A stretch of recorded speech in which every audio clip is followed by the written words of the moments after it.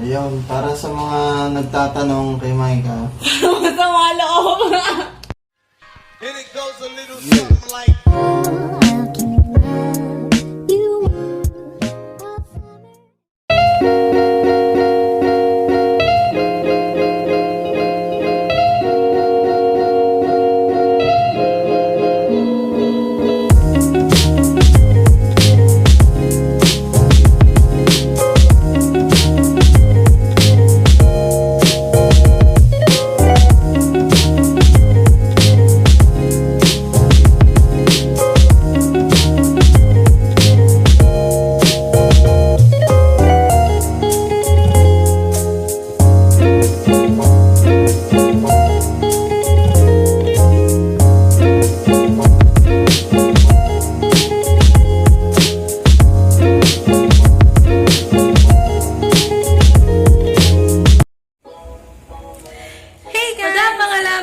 Welcome back to my YouTube channel, and of course, Hakim here.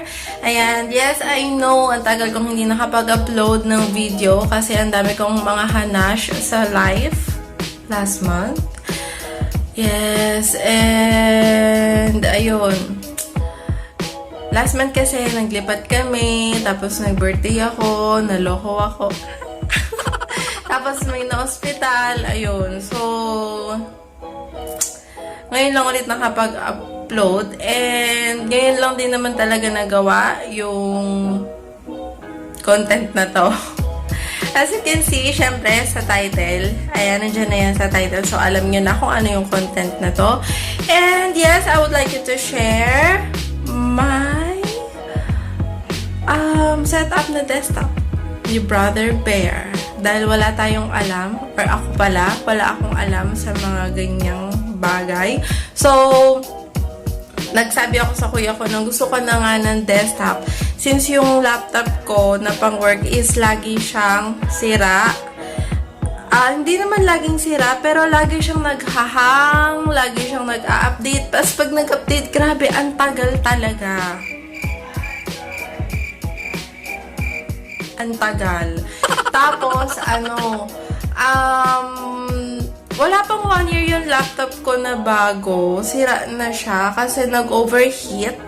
As per my brother, sabi niya hindi daw talaga kakayanin ng manipis lang kasi siya, yung Asus na laptop ko.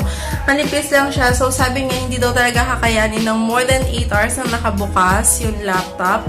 Tapos, nung time na yun, hindi pa ako nagpa-fan. So, siguro kaya siya nag-overheat, my fault. And, yes, I decided na mag-set up ng sarili kong desktop.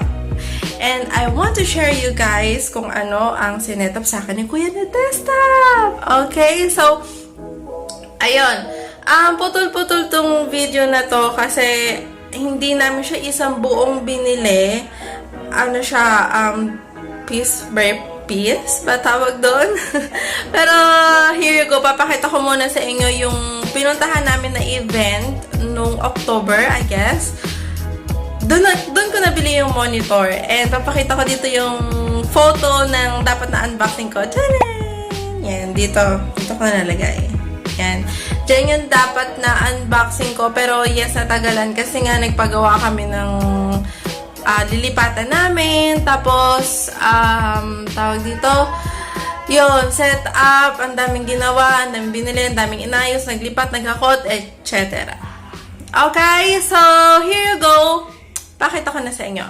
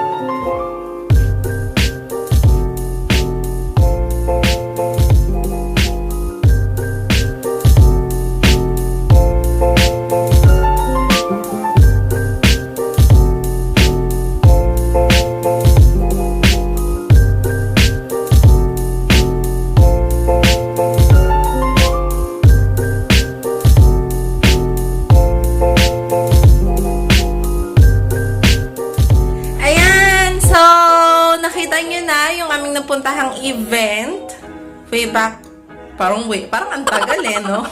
Basta nung napuntahan naming event, doon ko nabili yung monitor ko. Actually, nakasale siya and mamaya i-breakdown natin yan. Nagpagawa ko kay kuya ng mga nag-assist namin or yung kung magkano ko lahat overall dun sa sinet-up niya na desktop. Okay? And yes, mas nakamura ako dun sa monitor ko kasi dun sa monitor ko, meron siyang kasamang meron siyang libre na parang notepad ba yun? Mamaya papakita ko rin sa inyo. Notepad, tapos meron siyang kasamang wireless na mouse and sorry, ang ko narinig ngayon maingay sa labas kasi may nagwawalang mga tao para mapalayas yung mga nangangaraling. Anyway, meron siyang libreng wireless na mouse and keyboard. Ayan. So, i-flash ko yan now. Ayan. So, gusto ko lang i-share sa inyo yung freebies nung monitor ko. Dati siyang 14K, naging 9K na lang siya, including this, yung mga libre.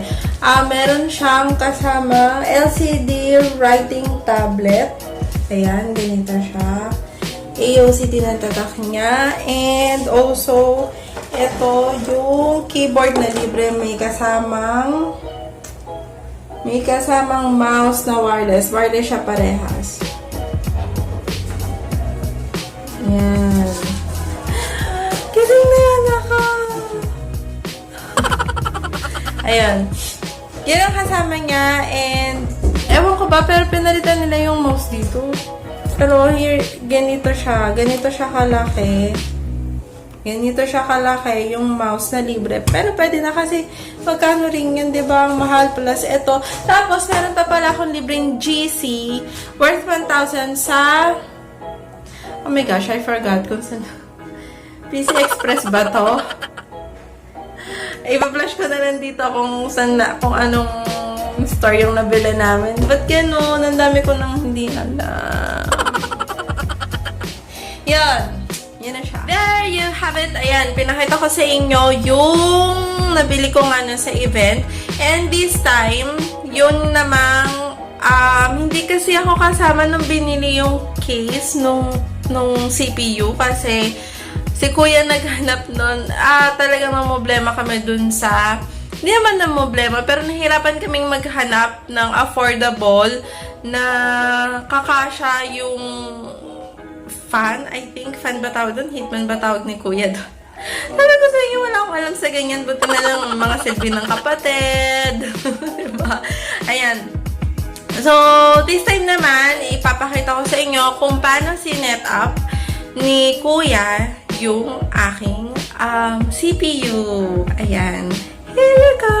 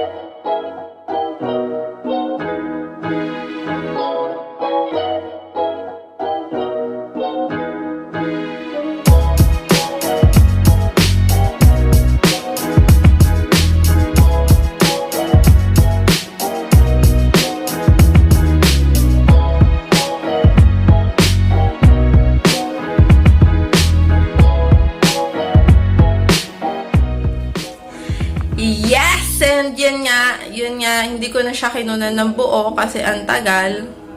At may work pa ako nung kasi gabi nga na sinet up yun. And, hawak ko lang tong ano ko kasi nawawala. Alam mo, sa dami ng gamit namin, hindi ko na alam kung nasa yung iba. Pati yung gorilla pad ko, nawawala. Hindi ko na alam. Hi, Ma'am Nisha. Anyway, ayun nga. So, sabi ko nga, wala akong alam sa mga techie na mga ganyang bagay, sa ganyan. So, Brother Bear, pasok! Para sa mga nagtatanong sa PC build ni Maika, ito na yun. Ito na yung full build na ginawa ko sa kanya. Unahin natin yung aesthetics. Yung case, NZXT H44 model na Razer edition. This one, the case alone is about 8.7k, 8,700. And then, yun yung mga huling nabili. Sinaghanap pa kami ng case to fit yung malaki niyang internals. Ayan. So, kasi pag hindi yan full tower, hindi yan kakasya, hindi may sasara yung sa gilid. So what you're seeing right now, this one is the CPU cooler, which is a Cooler Master V8 GTS. Ang retail price niyan is 3,700 kung may makuha kang stock dito sa Pilipinas. Yan. So CPU cooler lang yan, guys. Isang malaking copper cooler, malaking heatsink, and dalawang fan sa gilid. Ayan. Yan yung exhaust fan. Built-in yan sa case. It's a 140mm fan. Pero pwede ka rin bumili ng sarili yung fan kung gusto mo branded.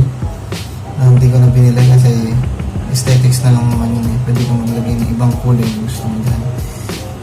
Ayan. So exhaust fan yan para may airflow yung unit mo kasi mainit siya. If you can see, may thermals tayo sa baba. Yan pala yung nakikita ko na. So, it's actually 61 degrees for the board, which is fine. Usually kasi may load yan kaya nasa 61.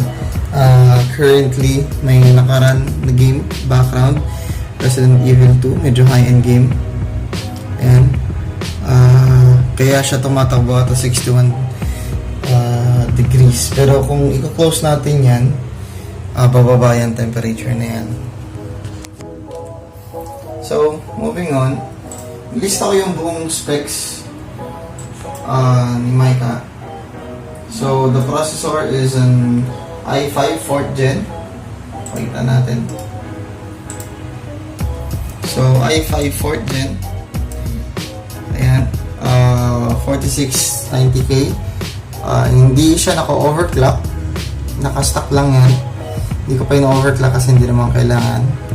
Pero at least medyo future-proofing, pwedeng i-overclock for better performance. Then, memory is 16 gig. 4 na DDR3 channels. Running at 21,000 Hz.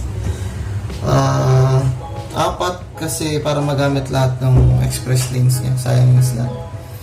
So, next one is yung GPU or yung graphics niya, which is an NVIDIA 1050. Hindi lang nakalagay dito TI.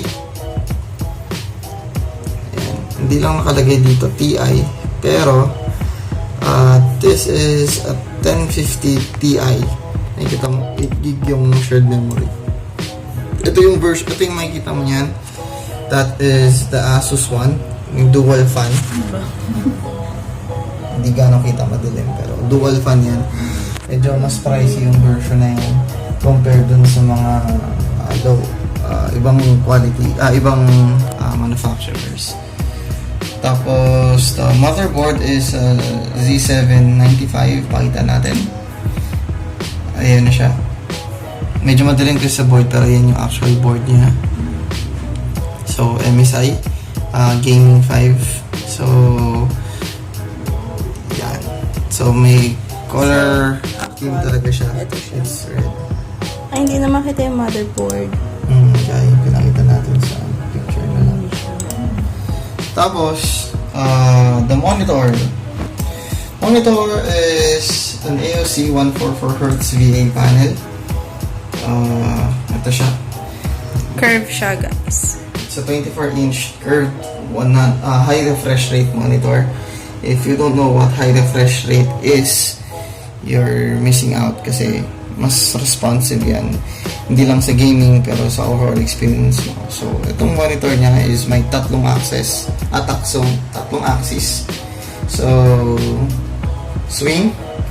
And you can actually pivot this. Hindi ata pwede pivot. Hindi nga pwede pivot. Pero may height adjustment siya tsaka tilt. So, dalawang axis lang. Ayan. Tapos, storage is 1 terabyte. Hinati ko lang sa dalawang partition. Ayan, so, normal na Seagate ang ating kinuha. 1 terabyte. So, ito, yung actual total niya for the whole build. Sunog kilay.